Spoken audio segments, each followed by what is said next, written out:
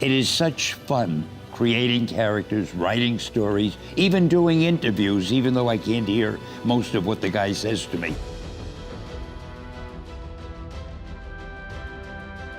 It's a true story, although sometimes it's hard even for me to believe it. But we had already done the Fantastic Four and I think maybe the X-Men, I can't remember the order, but my publisher came to me and he said, "Stan, I want you to come up with another superhero." So I said, okay, went home, and when my publisher said do something, I'd better do it because I wanted to keep my job. I thought, what can I come up with now? And the most important thing in a superhero at first is the superpower. Once you get that, everything else comes along. So I thought, what power will I give a new guy? And I saw a fly crawling on the wall. And I said, hey, if I could get a superhero that could stick to walls and crawl on them, man, that would be cool. And no, I'm lying to you. I don't think the word cool was in use then. I probably said it'll be groovy. I'll never lie to you. So I thought that was good. Now I needed a name. So I thought, well, let's see, Fly Man,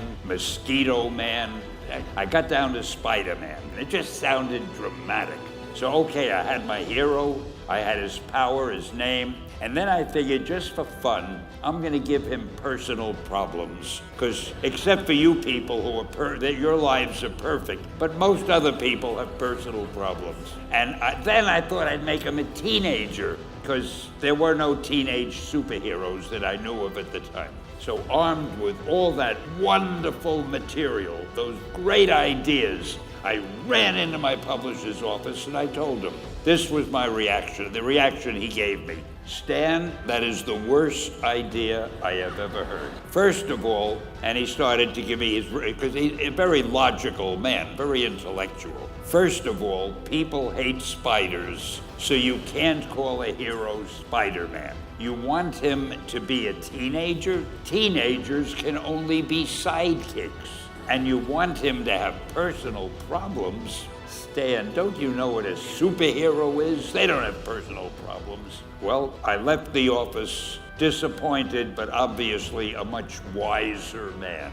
And I couldn't get Spider-Man out of my system. So we were about to kill a magazine. I think it was called Amazing Fantasy. It wasn't selling well, and we were sending the last issue to press.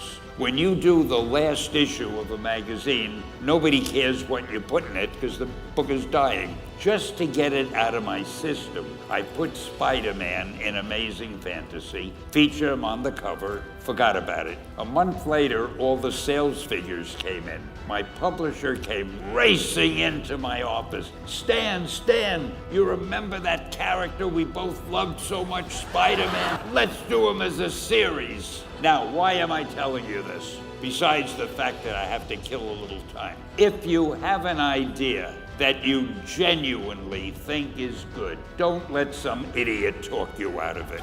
Becoming successful looks different for each and every individual. Everybody's journey is long and rigorous, but it all looks different. It's all varied. Nobody has the exact same journey as somebody else. You go through so many trials and tribulations on your journey of success. You go through so many failures. If you do it right, you will fail. It is going to happen, but how do you react when you fail? How do you rise back up to the challenge after you get hit in the face and someone says you suck? Whatever your idea was garbage and it doesn't work. And then everybody thinks that it doesn't work and it's garbage because you haven't made it work yet. But that's the key. You haven't done it yet. As long as you keep pushing forward and keep motivating yourself to wake up every day and improve yourself so that you can be the best version of you, you will become unstoppable. You will have that mindset to be able to do whatever you want whenever you want. Because if you stay motivated and you stay hungry and you understand that failure does not determine what you are, but it can help push you to the direction that you want to, as long as you use that failure to the best of your advantage. As long as you figure out what it is that you need to do and fix it and decide to try and try again. Because you can try as many times as you want. You can fail as many times as you want. But the moment you give up, that's when your failure becomes a monumental problem in your life. If you give up after you fail, because that means you can't go back. You can't keep trying because you gave up. So make sure to never give up, but fail boldly and do it with the utmost ferocity. If there is something that you feel is good, something you want to do, something that means something to you, try to do it, because I think you can only do your best work if you're doing what you want to do, and if you're doing it the way you think it should be done, and if you can take pride in it after you've done it, no matter what it is. If you can look at it and say, I did that, and I think it's pretty damn good. That's a great feeling.